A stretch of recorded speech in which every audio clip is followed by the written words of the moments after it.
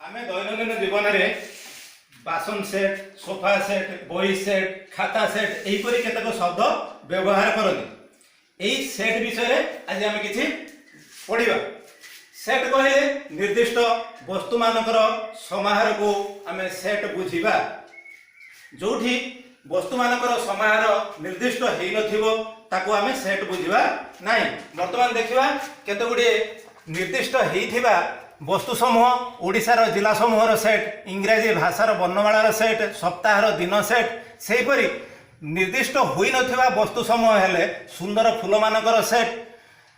सौंदर्यर कौन मापकाठी ना, तेणु सुंदर फूल मानक नहीं आम सेट गठन कर सेहीपरि बृहत्तम गणन संख्या मानकर समाहार, बृहत्तम गणन संख्या आम ठीक कर तेणु गणन संख्या मानकर सेट गठन कर।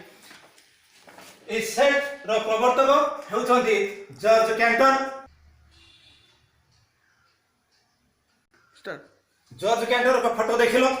सेट रो प्रत्येक पद होउछि गोटे गोटे उपादान। उपादान दृष्टि सेट को दुई भाग में विभक्त करा जायछि, यथा ससीम सेट, असीम सेट।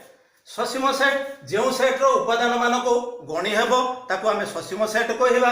उदाहरण स्वरूप सप्ताहर दिन मानकर सेट रवि, सोम, मंगल, बुध, गुरु, शुक्र, शनि। जो सेट रो उपादान मान को आमे गणी परिबा नाही ताकू असीम सेट कहवा। उदाहरण स्वरूप गोटे संख्या सेट बा गणन संख्या सेट 1 2 3 4 5 6 एपरी तार समाप्ति नाही। असीम सेट और तार उपादान ये दुईटी जाक मौलिक पद बा संज्ञाविहीन पद। सेट को आम किपरि लेखिबा। सेट को लेखिबा पई प्रथमे तार इंग्राजी अक्षर रे बड़ अक्षर रे नामकरण करा जिवो। आउ तार उपादान गुडी को कुटिल बंधनी मध्य कमा व्यवहार करी गोटी गोटी करी लेखा जिवो। एठारे गोटे सेट ए यार उपादान स्मॉल ए, बी, सी, डी कुटिल बंधनी मध्य कमा व्यवहार करी लेखा जाइछि। सेहीपरि बी मध्य एक सेट यार उपादान होछि 1 2 3 4 एको मध्य कुटिल बंधनी मध्य कमा व्यवहार करी लेखा जाइछि। एठारे ए सेट रो उपादान ए बी सी डी लेखा जाइछि। एठारे सी ए डी भी लेखा जाइछि। परिवर्तन करा जाय, परिवर्तन कले मध्य सेट द्वय अपरिवर्तित रहउछि। बा जदि सेट उपादान गुड़िक बारंबार व्यवहार करा जाय थाए तेबे मध्य सेट द्वय समान रहिबे। सेहीपरि बी सेट 1 2 3 4 3 1 2 4 अपरिवर्तित रहिबो।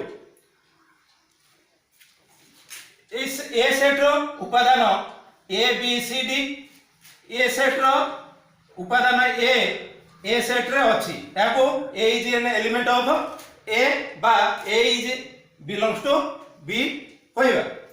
ए उपादानटी ए सेट रे अछि, बी उपादानटी ए सेट रे अछि, सी उपादानटी ए सेट रे अछि, डी उपादानटी ए सेट रे अछि, किंतु ई उपादानटी ए सेट रे नाही। एको लेखिबा E does not belongs to A.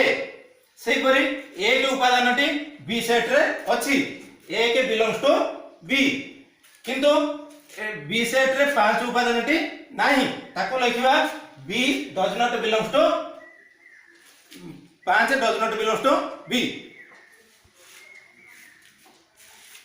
Set को दुईटी पद्धति रे लिखा जाए, तालिका पद्धति और सूत्र पद्धति। तालिका पद्धति रे सेट रो उपादान मान को गोटी गोटी करी लिखा जाए। उदाहरण स्वरूप ए ई आई ओ यू इंग्राजी वर्णमालार स्वर वर्ण अटे। सेहीपरि बी सेट रे 1 2 3 4 ए गणन संख्या सेट रो 1 ठारू 4 पर्यंत थिबा संख्या समूह। आमे वर्तमान सूत्र पद्धति की दिबा।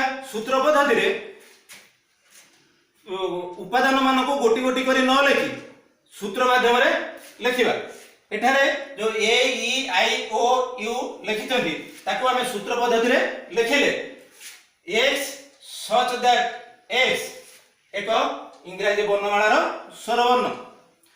एई चिन्हटी होची such that यार अर्थ होची जेपरि कि सेपरी बी सेट रे 1 2 3 4 रही यह गणन संख्या सेट तेणु x such that x belongs to n ओ x equal to less than 4 आमे वर्तमान संख्यार लिखन पद्धति जानिले तालिका पद्धति और सूत्र पद्धति या परे आम पाठ्य बही रे थिबा अनुशीलन 1 नंबर 2 नंबर 3 नंबर घरो समाधान करके आनिबो आमे परवर्ती क्लास रे तार समाधान देखिबा। धन्यवाद।